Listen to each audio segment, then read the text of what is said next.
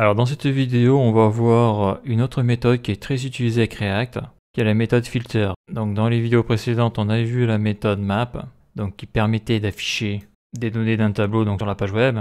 Donc là maintenant, l'idée ça va être de filtrer les données du tableau, donc filtrer les données que l'on veut utiliser, et après les afficher. Donc la méthode filter, c'est une méthode très utilisée avec React.js. Elle filtre le contenu d'un tableau en fonction d'une condition puis renvoie un tableau. Donc là on a un exemple, là on a une variable result, dedans on a un tableau Word, on va utiliser la méthode filter, et dans ce tableau on va chercher les mots qui ont plus de 6 caractères. Donc sur le MDN, la méthode filter crée et retourne un nouveau tableau contenant tous les éléments du tableau d'origine qui remplissent une condition déterminée par la fonction callback. Donc là on le voit ce tableau, donc là c'est des chaînes de caractères, mais dans un tableau on peut mettre aussi des objets, on peut mettre beaucoup de choses. Et donc la méthode filter est bien appliquée sur le tableau Word qui est ici, et donc là la fonction de callback, et ça c'est la condition. Si word.length est strictement supérieur à 6 et le résultat c'est ça. C'est les mots qui ont plus de 6 lettres. Donc je vais rajouter donc la valeur de retour à un nouveau tableau contenant les éléments qui respectent la condition du fil. Donc c'est important de filtrer ces données. C'est pour ça que cette méthode est très utilisée. Si aucun élément ne respecte la condition, c'est un tableau vide qui est renvoyé. Donc à propos de la description, filter appelle la fonction callback fournie pour chacun des éléments d'un tableau et construit un nouveau tableau contenant tous les éléments pour lesquels l'appel de callback retourne true ou une valeur équivalente à true dans un contexte booléen. La fonction callback n'est utilisée que pour les éléments du tableau ayant une valeur assignée. Les index supprimés ou pour lesquels il n'y a jamais eu de valeur ne sont pas pris en compte. Les éléments du tableau qui ne passent pas le test effectué par la fonction callback sont ignorés, ils ne sont pas inclus dans le nouveau tableau.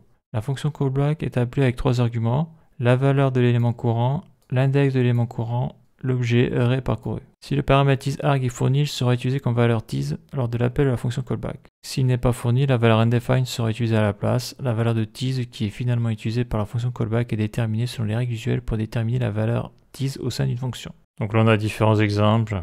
L'exemple suivant utilise filter pour créer une nouvelle liste où tous les éléments dont la valeur est inférieure à 10 ont été retirés. Donc là on a un autre exemple, donc là c'est les objets carrément.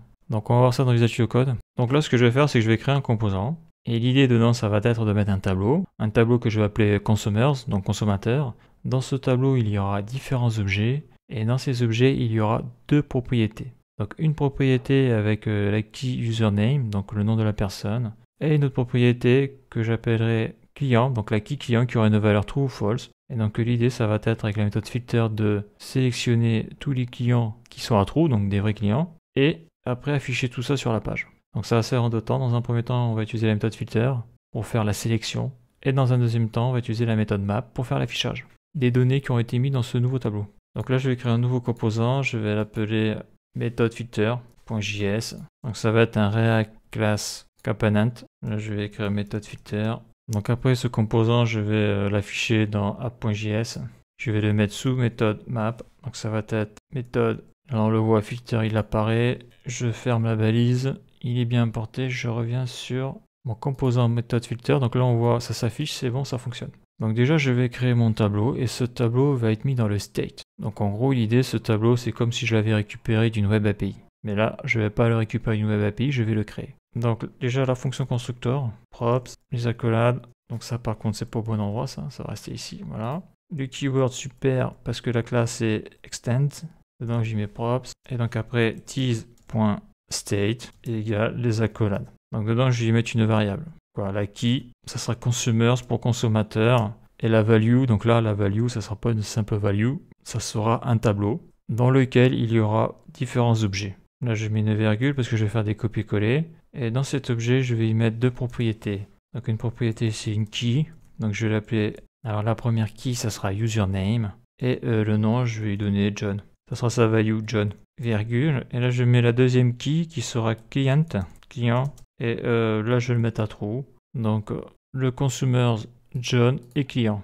Donc là, je fais un CTRL-C, entrée, je mets un deuxième objet, un troisième objet, un quatrième objet. Je vais en mettre que 4. Donc là, par exemple, je vais l'appeler John. Là, je vais l'appeler Do. Et lui, c'est pas un client, donc je vais mettre à false. Lui, je vais l'appeler Kevin. Donc je vais marquer false, c'est pas un client. Et après, je vais marquer Clint. Et lui, c'est un client, je vais laisser à true. Donc là, j'ai mon state. Dedans, j'ai la key consumer et les values. C'est tout ça. C'est un tableau avec 1, 2, 3, 4 objets JavaScript. 4 objets. Dans chaque objet, il y a 1, 2 propriétés. Et chaque propriété donc a sa key et sa value. Donc là, c'est une chaîne de caractères, la value. Et là, c'est un booléen. Donc là, tout est bon, il n'y a pas d'erreur. Donc c'est maintenant que ça devient intéressant. Donc dans le return, qu'est-ce que je vais retourner? Bon, déjà je vais mettre ça en gras pour mieux le voir. Donc je vais mettre un H4, un titre H4, et je vais écrire les clients sont, voilà. Bon, après on y met ce que l'on veut, hein, c'est juste un exemple. Donc là, qu'est-ce qu'il me dit là? Heading must have content in the... J'actualise pour voir quand même. Bon, l'erreur a disparu. Les titres doivent avoir du contenu et le contenu doit être accessible par un lecteur d'écran. Ok, bon. Je sais pas ce que c'est cette erreur là, mais elle est plus là. Donc les clients sont, donc dedans je vais y mettre une liste, hein. Donc nom à donner, UL, et après à l'intérieur j'y mettrai ce que je dois y mettre, le JavaScript. Donc je passerai par des variables pour que ce soit plus clair parce que sinon ça va être illisible. Voilà. Donc la première chose à faire, donc je mets entre le render et le return, je vais créer une variable constante et je vais appeler ça consumers client.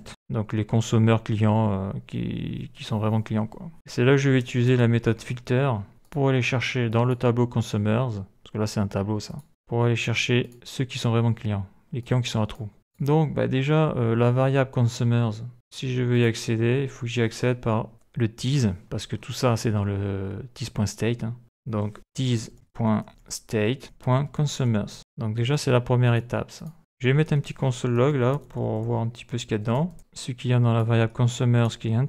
Ok, je rafraîchis. Donc là on voit que j'ai récupéré donc un tableau. On voit les index 0, 1, 2, 3. Donc là je clique sur le 0 et on voit que j'ai mes deux propriétés. D'ailleurs on voit que mes propriétés sont entre accolades. Donc ça c'est la première chose. Tease.state.consumer. Donc moi je vais utiliser la méthode filter. Et dans la méthode filter, le but ça va être d'accéder, là par exemple je vais le faire, d'accéder au client. Et si je rajoute point client, donc on voit que dans consumers, eh bien j'ai un define. Si j'ai une define c'est normal parce que là j'ai à faire un tableau, donc je suis obligé de passer par un index. Dans ce cas-là, donc ça je vous montre pour exemple, par exemple je mets index 0. Donc là ça m'affiche John. John c'est l'index 0, d'ailleurs je vais mettre plutôt l'index 4, ça sera plus simple. Donc là j'ai mis l'index 3, ça sera mieux. J'actualise. Donc là on voit que j'ai bien accès à Clint. Et si je veux accéder à son username, je fais .username Clint. Si je fais client, j'ai true. Bon là, ce que je fais là, ça sert à rien là, mais c'était pour montrer 2-3 trucs. Donc là, je vais utiliser la méthode filter sur ce tableau là. Donc filter.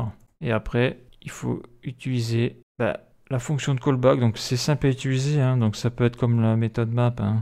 Je marque élément, par exemple, égal. Donc là, j'accède à tout le tableau. Et dans le tableau, qu'est-ce que je veux? Je veux element. Donc le element, c'est le tableau. Hein. Et client.client. Donc je vais accéder à cette clé-là. Et je veux qu'elle soit strictement égale à true. Donc là, la méthode filter va faire tous les objets du tableau, donc tous les index du tableau. Et à chaque fois, elle va aller contrôler la key client. Et si cette clé est à true, alors elle va garder l'objet en entier. Et quand elle aura parcouru tout le tableau, tous les objets où il n'y aura pas true vont être dégagés. Donc là, elle devrait garder John et Clint. Donc c'est pour ça que c'est une méthode qui est assez simple à utiliser. D'ailleurs, si je regarde ici, on voit qu'elle a déjà fait son boulot. Elle a gardé que deux objets, et c'est John et Clint. On le voit bien là. John qui a true, Clint qui a true. Si je passe par exemple Kevin a true, eh bien on va voir que ça va se mettre à jour. Ça s'est bien mis à jour. Et Kevin est dans le nouveau tableau. Donc je vais le mettre à false. Ok, ça c'est bon. Donc on voit que la méthode filter est très simple. Hein. L'objectif de la méthode filter, donc on l'utilise, c'est de sélectionner son tableau où il y a les données. Donc là on est dans React, donc le tableau je l'ai mis dans le state. Donc pour aller chercher la variable où il y a le tableau, on est obligé de faire tease.state.consumers. Après on applique la méthode filter. Dedans on y met element, on y met ce que l'on veut. On peut appeler ça A. Ça marchera quand même, hein, comme on peut le voir ici. Mais bon, je vais rester sur élément. Donc maintenant que j'ai mon nouveau tableau Consumer Client, je vais vouloir afficher ces données là sur la page web, les clients sont. Et donc là on va utiliser la méthode que l'on a vue dans la vidéo précédente qui est la méthode map. Donc qu'est-ce que je fais? Je vais chercher donc ma variable Consumer Client, je fais CTRL-C, CTRL-V. Donc bien sûr tout ça, ça se fait entre les accolades parce que là je suis dans le JSX. Dessus je vais appliquer la méthode map. J'ouvre les parenthèses, donc je fais element, fonction fléchée, voilà. Et donc après, donc là j'ouvre les parenthèses, car dedans je vais y mettre mes instructions.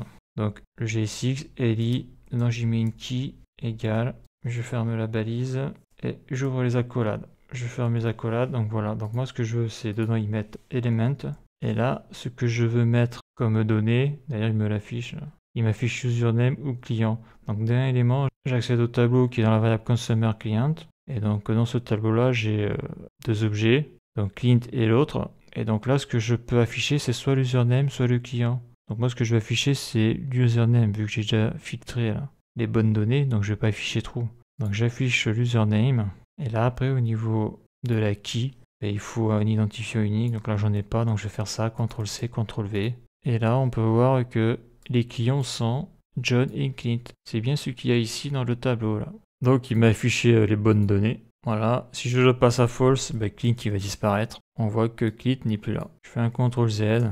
On voit qu'il n'y a pas d'erreur. Si je clique ici, je vais sur Components. Je vais sur Method Filter.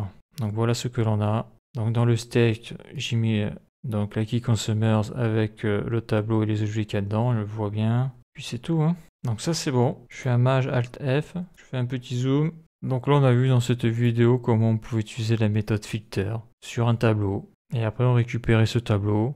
On y a appliqué la méthode map pour pouvoir afficher les données ici. Après, pour que ça soit plus lisible, ce tableau, on peut faire un CTRL X, le mettre dans une constante. On va appeler render client égale CTRL V, Maj Alt F. Donc là, ça marche pas parce que ça, j'en ai pas besoin. Parce que là, on n'est plus dans le JSX. Voilà, ça c'est bon. Maj Alt F, est-ce que ça marche? Ok. Et après, ici, là, je prends la variable render client, CTRL C. Là, par contre, je suis dans le JSX, donc je mets les accolades. Ça c'est bon. Et là, je fais un CTRL V et ça refonctionne. Donc là, pour rendre les choses un peu plus claires, je vais rajouter une key et une value. Je vais l'appeler produit, par exemple. Et en value, je vais lui donner voiture, virgule. Je vais faire la même chose avec l'autre client, CTRL-C. Quoique non, je le ferai après, on va voir ce que ça fait. Donc là, j'ai element.username John. Je vais revenir à la ligne pour que ça soit plus clair. À acheter. Et là, je vais mettre le nom du produit. Donc, je vais chercher ça dans element. Et j'ai appelé ça produit. Je vais l'appeler produit. Donc là, il me dit que Clint.